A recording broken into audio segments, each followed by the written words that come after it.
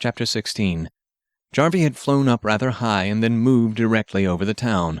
Jarvey and Laura dropped carefully into the wildly festive atmosphere of town and were greeted with warmth and affection.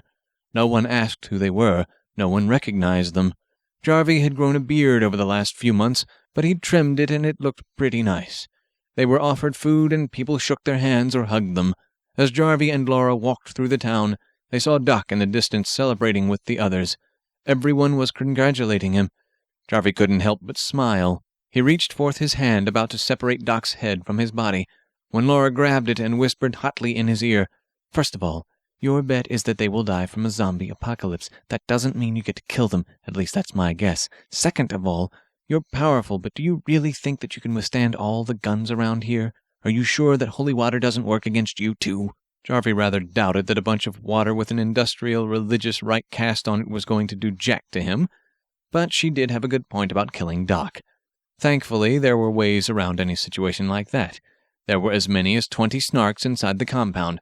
Most of the people who would be affected by that particular strain of zombieism had been tossed out by Doc earlier, but a few had managed to elude capture. Jarvey turned down a back alley and reached out with his mind, summoning the Snarks to him. One by one they walked out of the inky shadows. They all knelt before him and called him master. Ordinarily he would have liked it, but now was not the time or place. He said, "Stop that! Stand up! We don't want people here to know who I am. All right, right now their guard is down, so here's what you are going to do.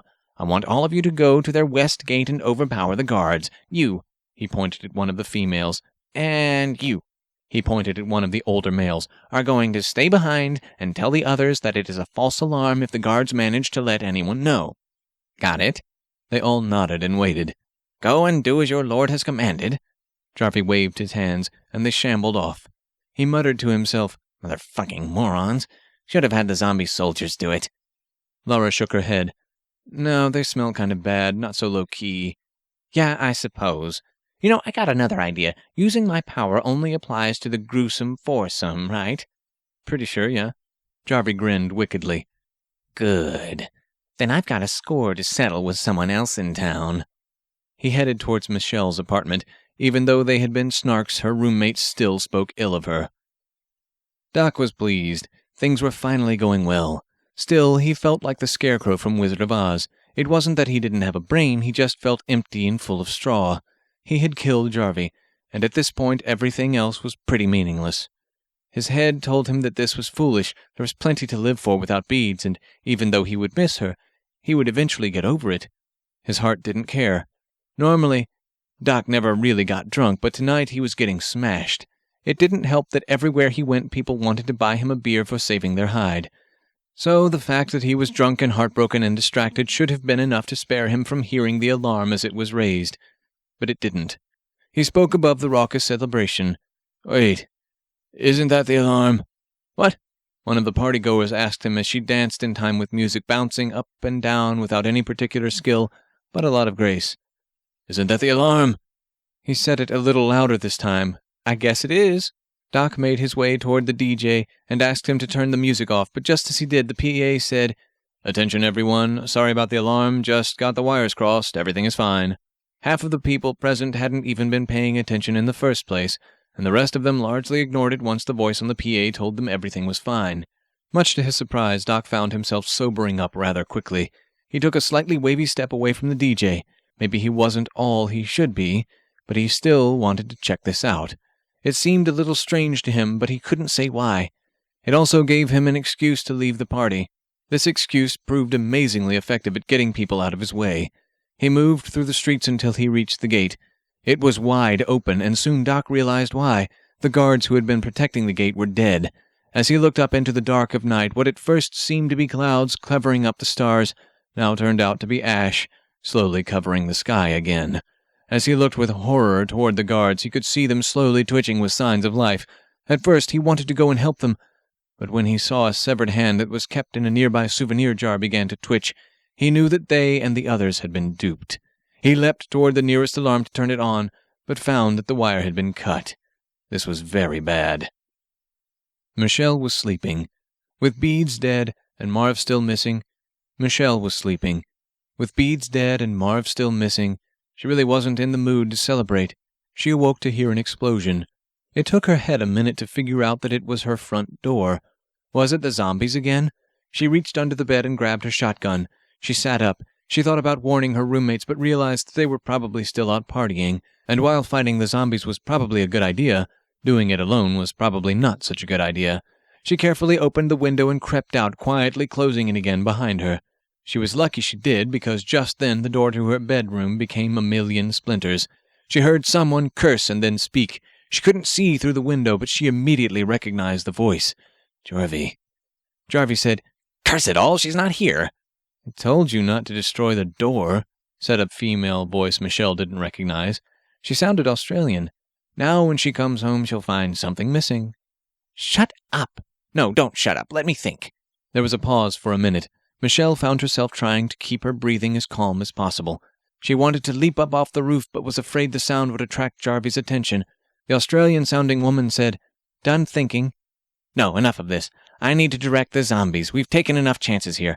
I'm vulnerable, and I don't intend to lose just because of this nonsense." The words, "I'm vulnerable," were more than enough for Michelle. She very carefully began to move the window open while he talked. Carefully, slowly, cautiously. The woman said, "I'm glad to hear that. The sooner we can get out of here, the bet—" Michelle had gotten the window open just enough that she could shove the shotgun's barrel through it and pull the trigger. Why had she never practiced with a shotgun before the zombie apocalypse? Oh well, she was going to get some practice now. The Australian woman shouted, "Look out!" But it was too late. Jarvey had barely begun to turn before he was down, bleeding on the floor. Michelle didn't even hesitate. She pumped another shell into the chamber and then fired again. Jarvey bled an ocean onto the floor, a look of shock on his face. She reloaded a third time. She was about to pull the trigger when he waved her back, over and out into the air with a wave of his hand. For a few moments she was flying, but then the illusion ended, and she felt pain course all through her body. It felt like something had broken, but she couldn't tell what. She had the wind knocked out of her. There was an explosion of wood and glass as the entire upper wall of her bedroom was blown away. Then, impossibly, Jarvey and the woman floated out and down toward her. His eyes glowed with a solid red, and his skin had taken a pale green color. "Well, it looks like I'm not quite so vulnerable after all. I'd like to claim this was all part of a master plan, but I can't. But the end result worked just as well. Michelle, meet Laura. Laura, meet Michelle. We've got a lot to discuss." And with that, the three of them were up and flying through the air and into the ashen night. Doc ran to the armory as fast as he could. He told the lone guard at the door to sound the central alarm and then headed back to the gate carrying as much ammo as he could get his hands on. The gate was still wide open, and now more than a dozen zombies had moved through it. Though the burden had taxed him to the limit, all that farm work was now paying off. He'd been able to bring an awful lot of ammo. He began unloading on the zombies with the saw gun, shredding them to ribbons. Unfortunately, for every one he mowed down, there were two to take its place. On and on he laid into them, unleashing a carnival of lead that lasted for 5 minutes.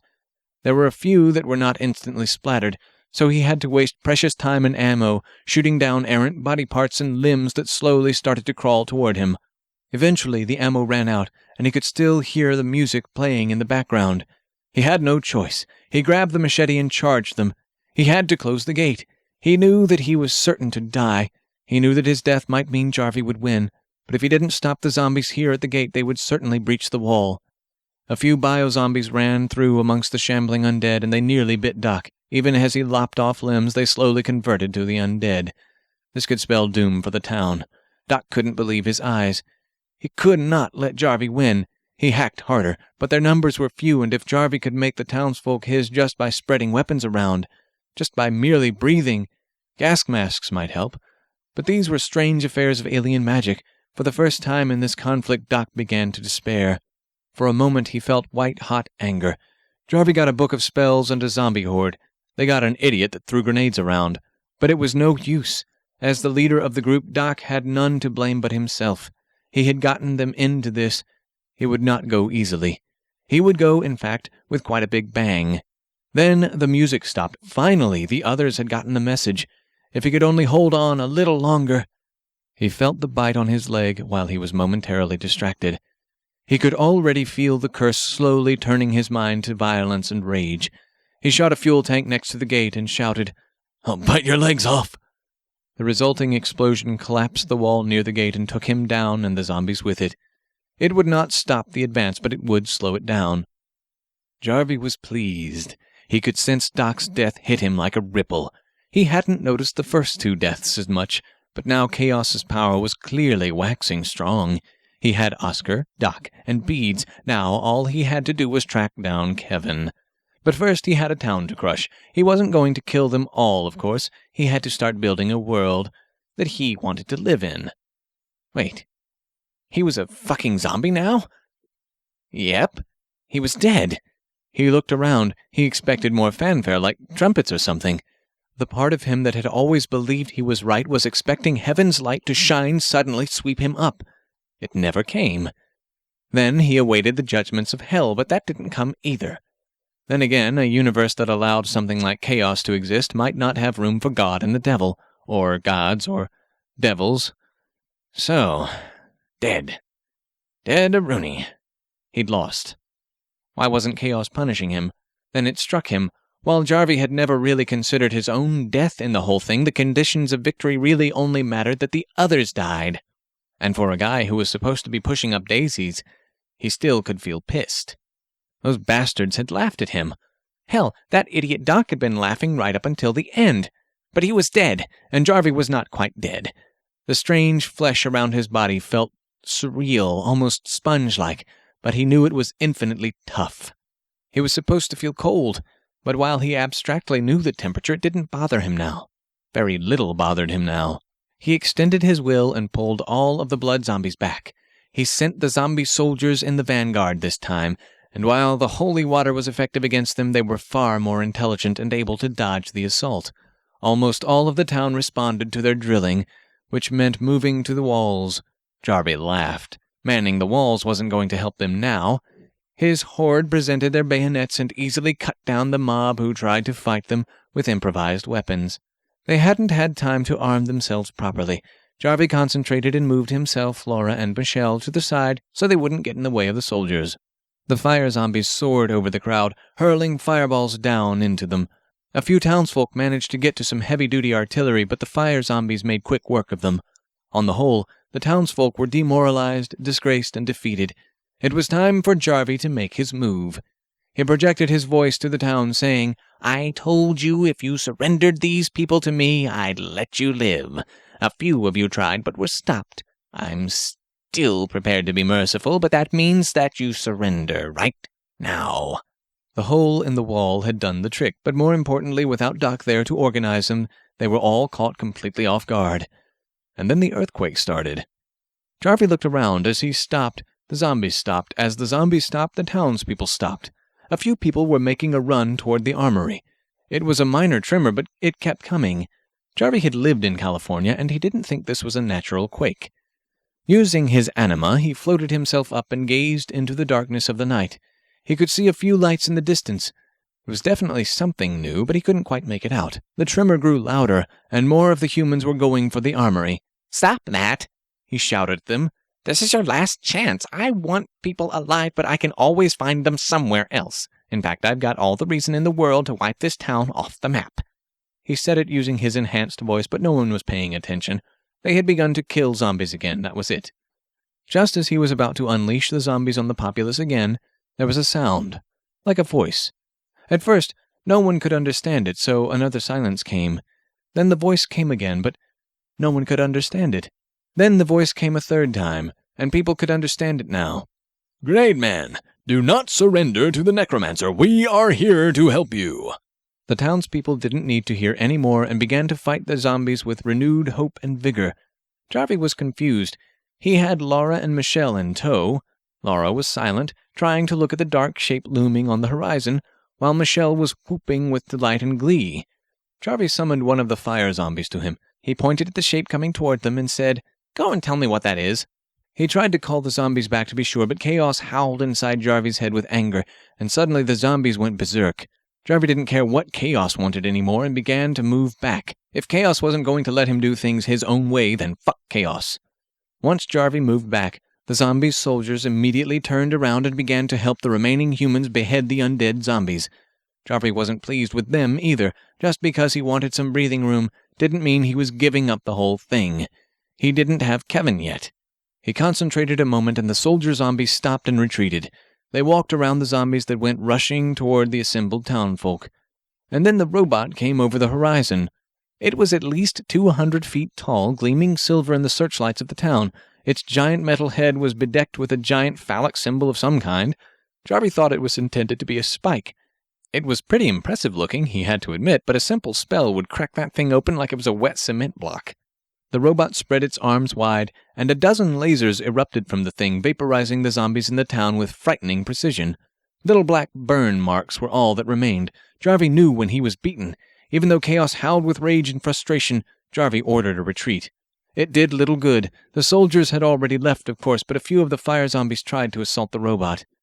The lasers did no damage to them, but the 2 large cannons mounted on the robot's shoulders caused them to explode. There were only 4 or 5 zombies left by the time the robot was done. Jarvey ordered them to retreat as well. While he was able to salvage the soldiers and most of the fire zombies, the entire undead horde was gone in a matter of minutes. This time, the cheer coming from the town was grating. Their celebration had real merit. Jarvey had underestimated things severely. That was not a mistake he was going to make again. He took Michelle and Laura and retreated to the abandoned factory.